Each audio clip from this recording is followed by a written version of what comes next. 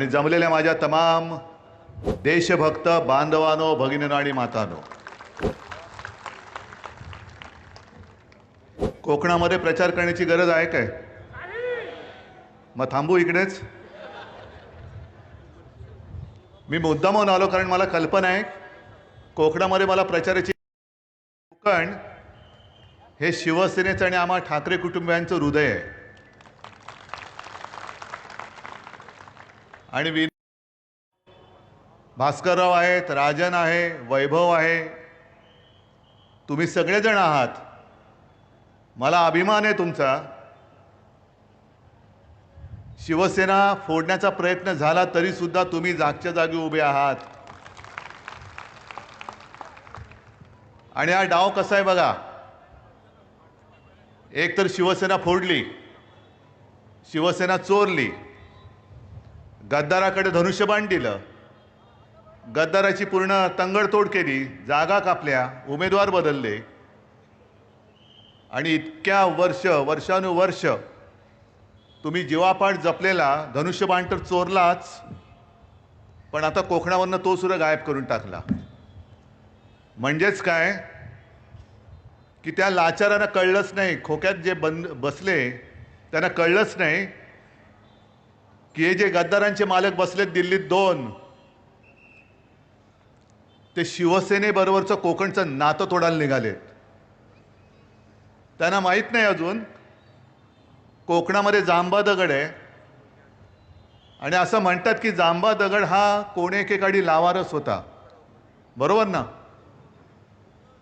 याचा अर्थ असा नाही की त्याचा पुन्हा लावा नाही होणार. आज संपूर्ण कोकणात नाही, अख्ख्या महाराष्ट्रामध्ये भाजपच्या विरुद्ध लावारस उसळून वर आलेला आहे. आणि मोदींना अजून काही काय त्याला म्हणतात तो सूरच लागत नाहीये. आणि झालंय असं की सध्या IPLचे दिवस सुरू आहेत. मॅच बघताना पंचायत होते की अरे हा खेळाडू आपल्या टीममध्ये होता, तो नाही नाही तो तिकडे गेला, अरे तो तिकडे होता, नाही नाही तो आता इकडे गेला. आणि तसं भारताच्या राजकारणात झालंय. IPL म्हणजे इंडियन पॉलिटिकल लीग, असंच झालेलं आहे. मोदी किती काही बोलतील, पण मोदींचा तो जो काय पहिला आत्मविश्वास होता 14 साली आणि 19 सालचा तुम्हाला बघायला मिळतोय? नाही, हो असेल तर हो बोला, मला तर दिसतच नाही आत्मविश्वास. पहिल्यांदा अगदी 19 साली सुद्धा आपण फसलो होतोच. काय रुबाब होता, कारण शिवसेना सोबत होती. आणि त्यांचं एक वाक्य होतं, एक अकेला सब पे भारी. अशी मस्ती होती, छाती होती 56 इंचांची. आता त्या छातीमधली हवा पण गेली.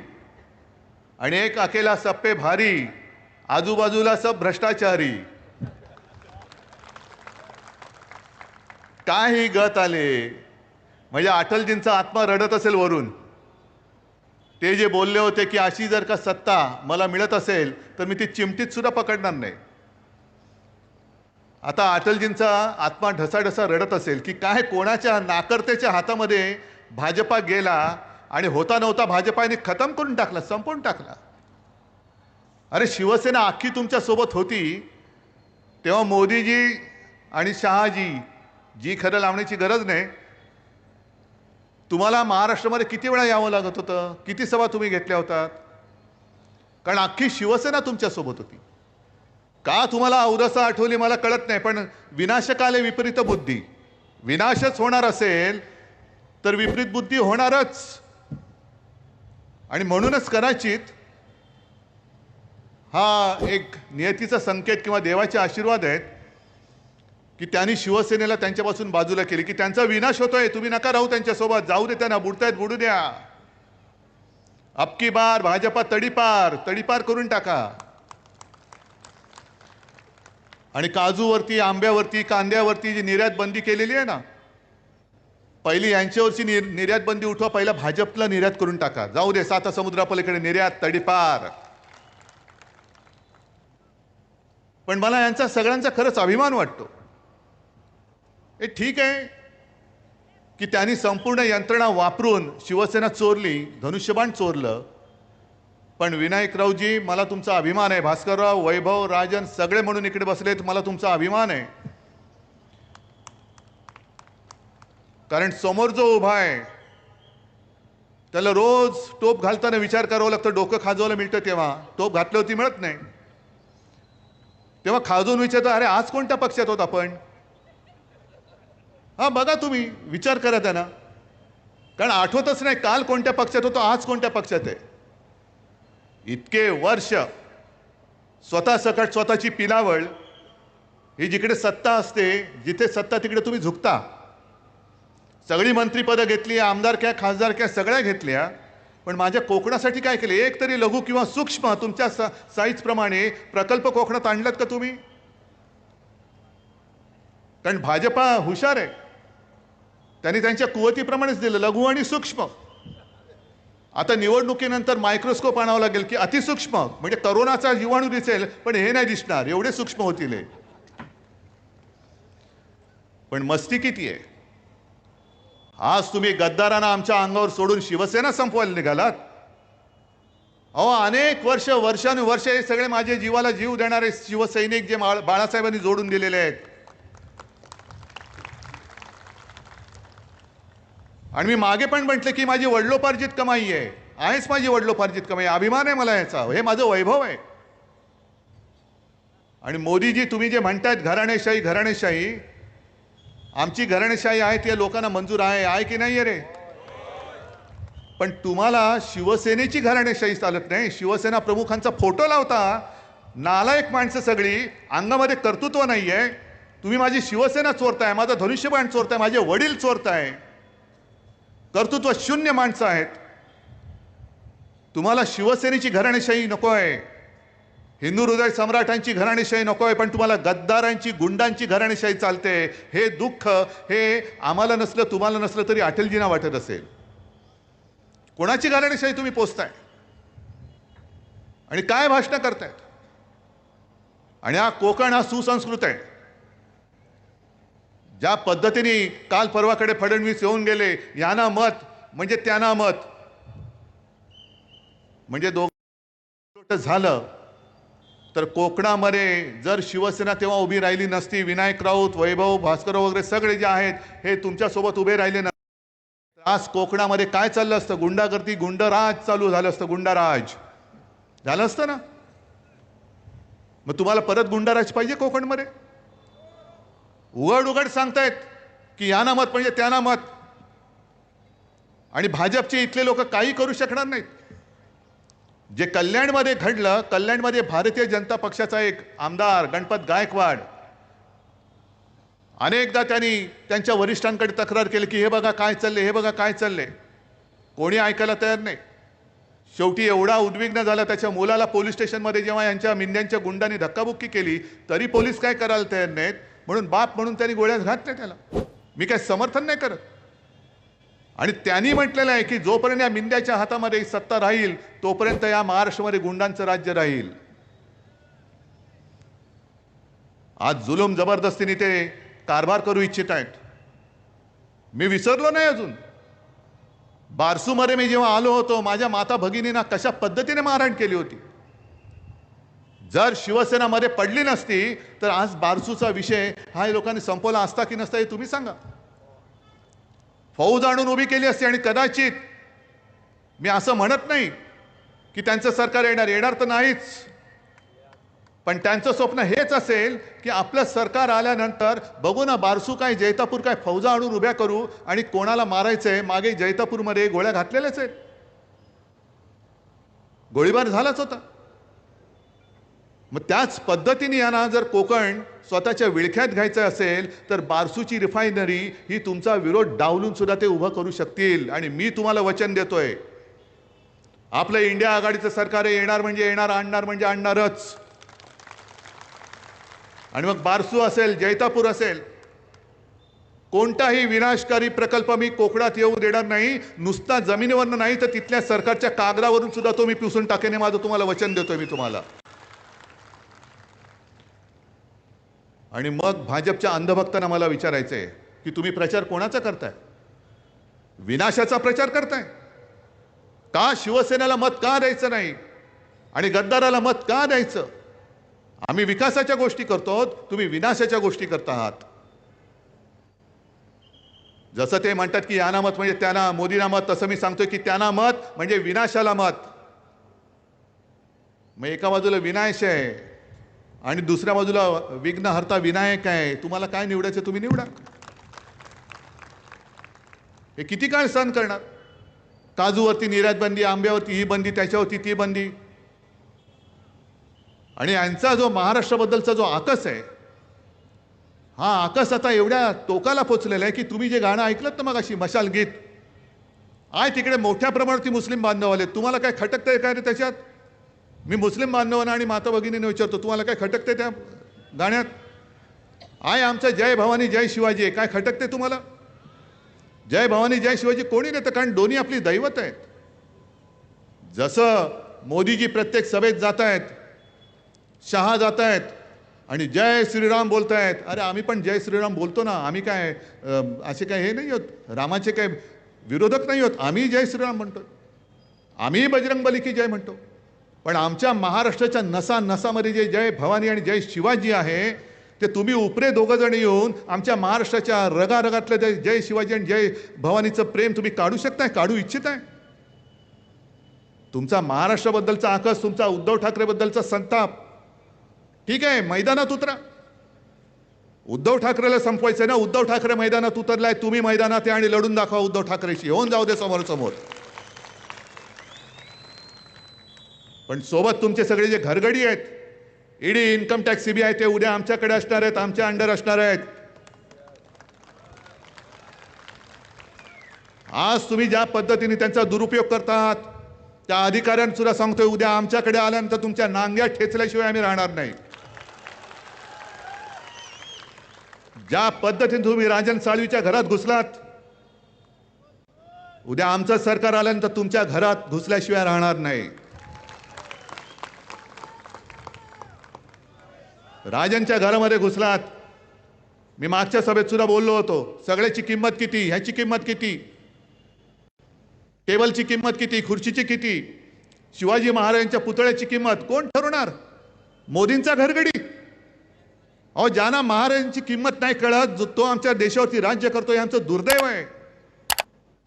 महाराजांचा पुतळा म्हणजे नुसतं काहीतरी चिखलातून बनवलेलं काही मूर्ती नाहीये, ते दैवत आहे. त्याची तुम्ही किंमत लावताय. हिंदू हृदय सम्राट शिवसेना प्रमुख बाळासाहेब ठाकरे, जर जे ते त्यावेळेला मोदीजी तुमच्या मागे उभे राहिले नसते, तर अटल बिहारीजींनी तुम्हाला केराच्या टोपलीत तेव्हाच टाकलं असतं.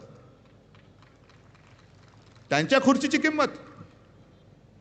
म्हणून मी राजनला तेव्हा विचारलं होतं की राजन, सगळ्याची किंमत त्यांनी काढली, मग शौचालयात गेले होते की नाही कमोडची किंमत बघायला? कारण नंतर आपली सत्ता आल्यानंतर त्यांना त्याचा उपयोग करावा लागणार आहे.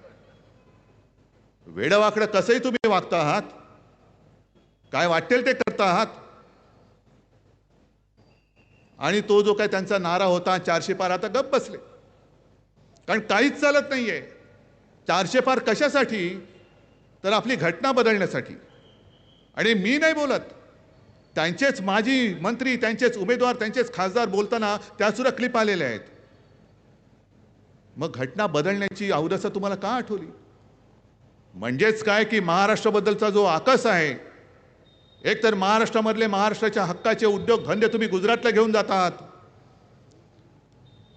तुम्ही महाराष्ट्राच्या हक्कासाठी लढणाऱ्या शिवसेनेला खतम करू इच्छित आहात. तुम्ही महाराष्ट्राचं दैवत असलेल्या जय भवानी जय शिवाजी या शब्दावरती आक्षेप घेत आहात. आणि मी जाहीर आरोप करतोय, महाराष्ट्राच्या सुपुत्रांनी डॉक्टर बाबासाहेब आंबेडकरांनी केवळ त्यांनी लिहिली म्हणून तुम्ही घटना सुद्धा बदलायला निघाला आहात.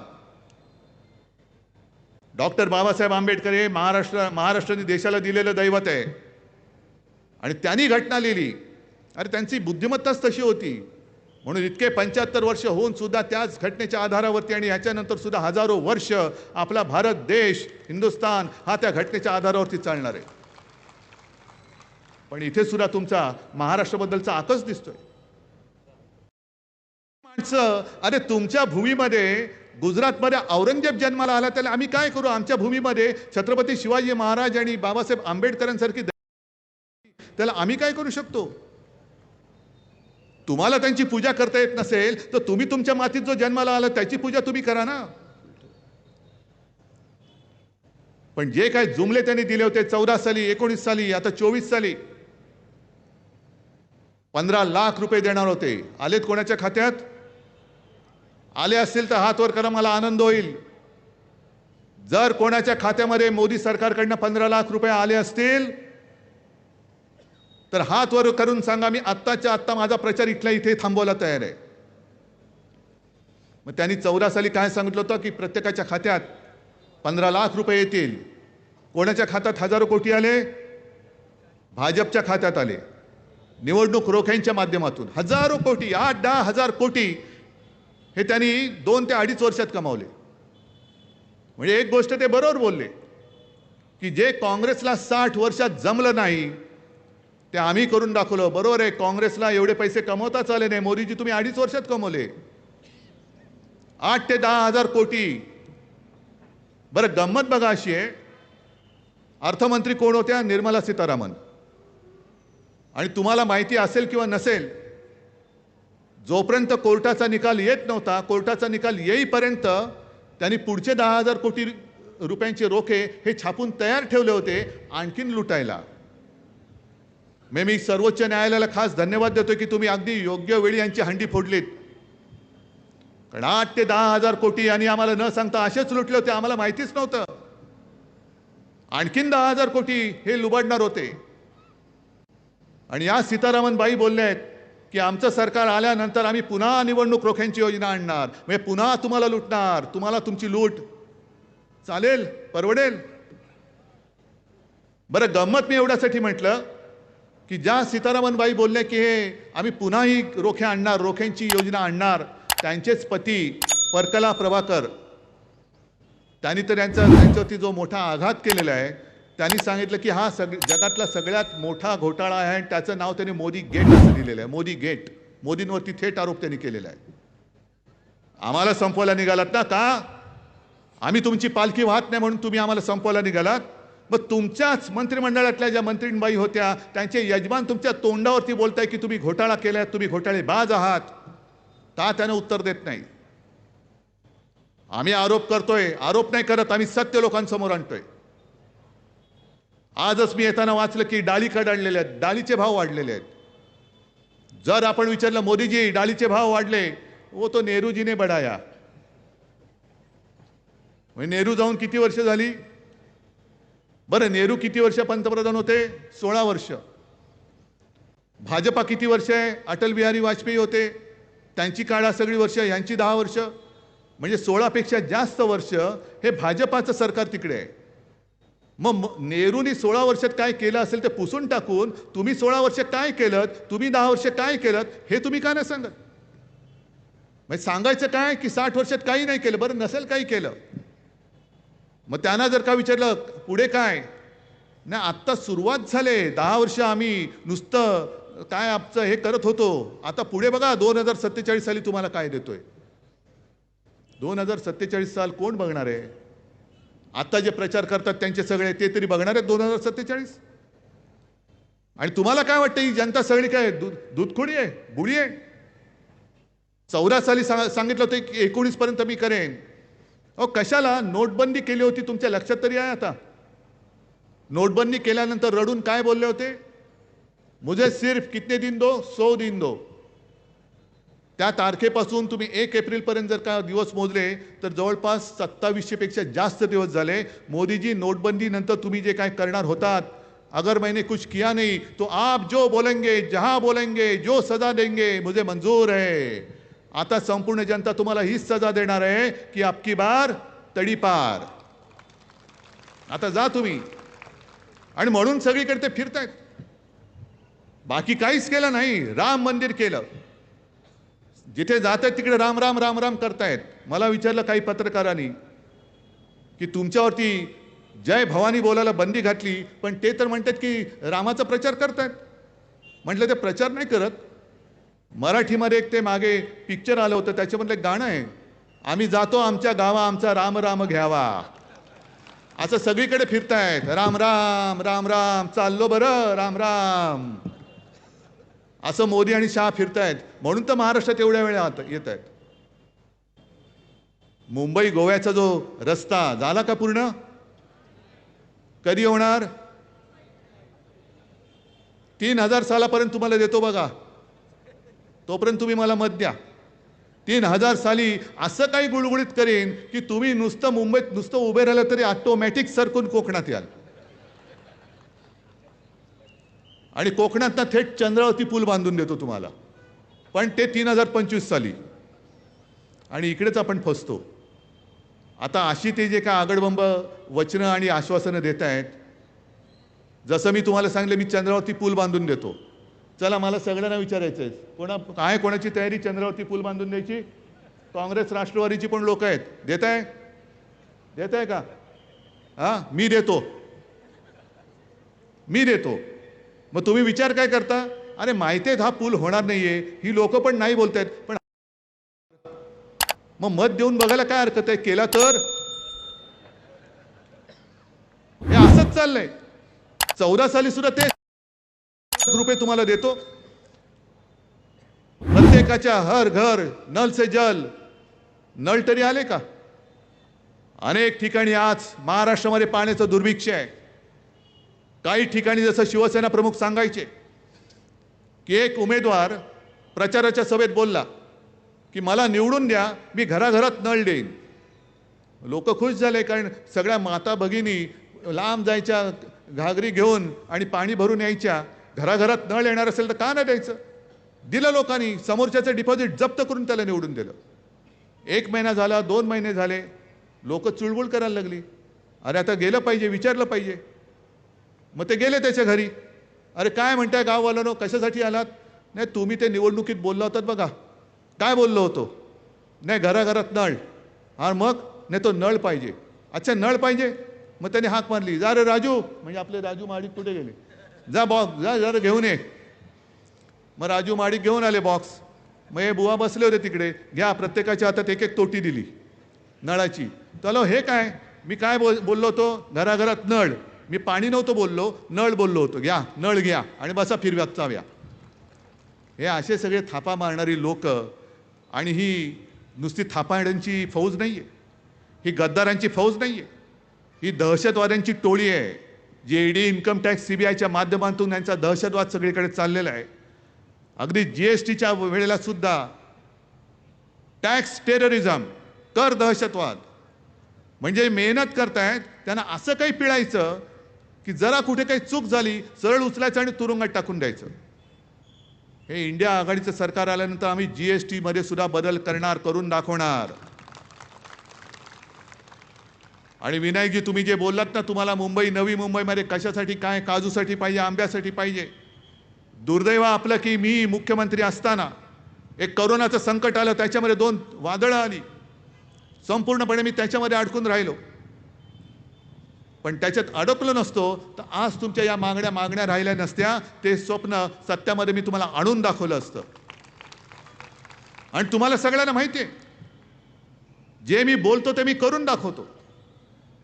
अगदी महाराष्ट्रामध्ये कुठेही गेला तर मी जाहीर सभेत विचारतो की 2 लाखापर्यंतची पीक कर्जाची माफी नाही, मुक्ती, ही जी मी केली होती तुम्हाला मिळाली होती की नव्हती? सगळे सांगतात मिळाली. नियमित कर्ज परतफेड करणाऱ्यांसाठी 50,000 रुपये आम्ही द्यायला सुरुवात केली होती. यांनी गद्दारी करून सरकार पाडलं आणि ती खोडून टाकली. आता तुम्हाला मी विचारतो, किनारपट्टीवरती जेव्हा 2 वादळं धडकली होती तेव्हा जी काय आपत्कालीन मदत केली होती ती तुम्हाला मिळाली होती की नव्हती? हे मला तुम्ही सांगा. होती की नव्हती? अगदी चिपळूणमध्ये सुद्धा मी आलो होतो, अगदी किनाऱ्यावरती सुद्धा गेलो होतो. याचा अर्थ असा की जे होणार नाही, चंद्रावरती पूल करेन, घराघरामध्ये आणखीन काहीतरी करेन, असं वेळवाकडे मी बोलत नाही. जे होण्यासारखं असेल तेच बोलतो आणि जे बोलतो ते मी करून दाखवतो. आणि म्हणून तुमच्यासमोर 2 पर्याय आहेत. एक 10 वर्षाच्या थापा, ही मोदी गॅरंटी, आणि दुसऱ्या बाजूला मी माझं वचन, जे मी वचननाम्यात दिलं ते मी करून दाखवणार. तुमची निवड तुमच्याकडे. उद्धव ठाकरेचं वचन तुम्हाला महत्त्वाचं आहे का मोदीची गॅरंटी? हे महाराष्ट्राने उत्तर द्यायचं आहे. आणि यांची गॅरंटी तुम्हाला माहिती आहे. यांची गॅरंटी म्हणजे अशी, मगाशी जे मी बोललो ना, एक अकेला सब पे भारी, आजूबाजूला भ्रष्टाचारी, सगळे भ्रष्टाचाऱ्यांची फौज घेऊन हे आपल्यावरती चाल करून येत आहेत. अख्खा कोकण जणू काही यांनी विकायलाच काढलेला आहे. नाणारच्या बाबतीमध्ये जे झालं, जैतापूरला झालं, बारसूमध्ये, आपल्याला कळण्याच्या आत परप्रांतीयांनी इकडे येऊन जमिनी केव्हा बळकवल्या तुम्हाला कळलं सुद्धा नाही, आम्हाला सुद्धा कळलं नाही. आणि पुढचा जो धोका आहे तो हा किनारपट्टीचा विकास ते सिडकोकडे देत आहेत. सिडको म्हणजे यांचे सगळे कॉन्ट्रॅक्टर, बगलबच्चे, सूटबुटकी सरकार. आणि हा निसर्ग सौंदर्य, निसर्गाच्या वैभवाने नटलेला हा माझा कोकण कॉन्ट्रॅक्टरच्या खिशात देणार आपण? हे सगळे कॉन्ट्रॅक्टरचे बगलबच्चे आहेत. आणि म्हणून यांच्याकडे जे चाललेलं आहे की ज्याचा जेवढा भ्रष्टाचार मोठा, मग त्याला केंद्रात मंत्रिपद देणार, त्याला इकडे मंत्रिपद देणार. 70,000 कोटीचा घोटाळा असेल तर उपमुख्यमंत्री करणार, त्याच्याहून आणखीन मोठा घोटाळा असेल तर मुख्यमंत्री करणार. या सगळ्या गोष्टी आता झाल्या तेवढं खूप झाल्या. अहो, तुम्ही तुमच्या आयुष्यातली 10 वर्ष यांच्या थापांमध्ये वाया घालवली, आम्ही सुद्धा वाया घालवली. गेल्या वेळेला माझी चूक झाली, मीच मोदींना पंतप्रधान करायला सांगायला आलो होतो आणि तुम्ही माझं ऐकलत. आणि आता नेमकं मी उलटं सांगतोय आणि तळमळीने सांगतोय.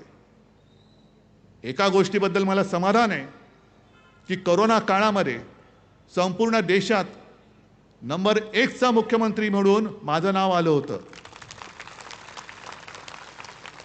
पण अत्यंत नम्रपणाने सांगतो, हे कर्तृत्व माझं नव्हतं. हे कर्तृत्व तुमची साथ आणि सोबत नसती तर महाराष्ट्र वाचू शकला नसता. म्हणजे फडणवीस जे सांगतायत की बाकी विकास कामं तर सोडून द्या, पण मोदीजींनी लस दिली नसती. अरे लस म्हणजे काय लसूण आहे? हा, की मागच्या पाठच्या बागेमध्ये पिकोला आणि दिला लसूण, तो सुद्धा 400 पार गेला होता. त्याला लाज वाटली, यांनी नारा दिला होती, आला खाली. लसूण सुद्धा 400च्या वर गेला होता, पण मोदी म्हणाले 400 पार. लसूणाला लाज वाटली, तो काहीतरी आपल्यापेक्षा जास्त मोठा थापाडे आहे, खाली आलेलं बरं. लस कोणी शोधली?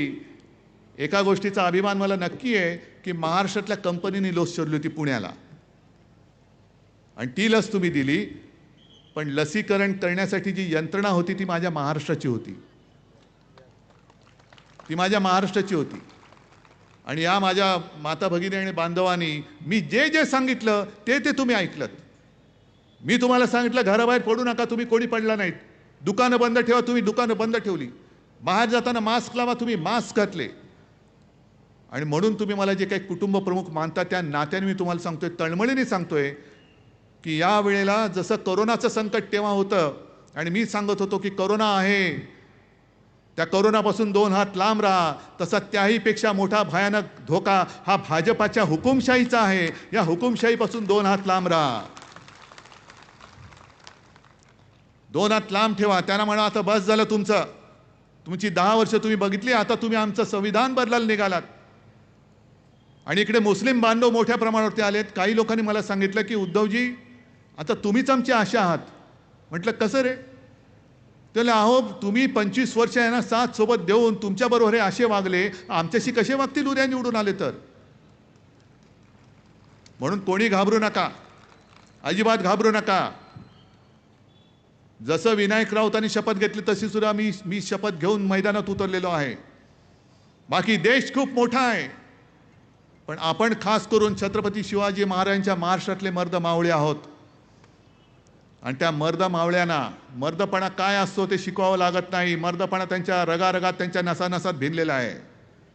येऊ दे मोदी शाह, किती त्यांची ईडी सीबीआय इन्कम टॅक्सची धाड घेऊन येऊ द्या, त्यांच्या त्या टीमची तंगडतोड करून ठेवल्याशिवाय आपण राहायचं नाहीये आणि त्यांना हद्दपार केल्याशिवाय आता थांबायचं नाही.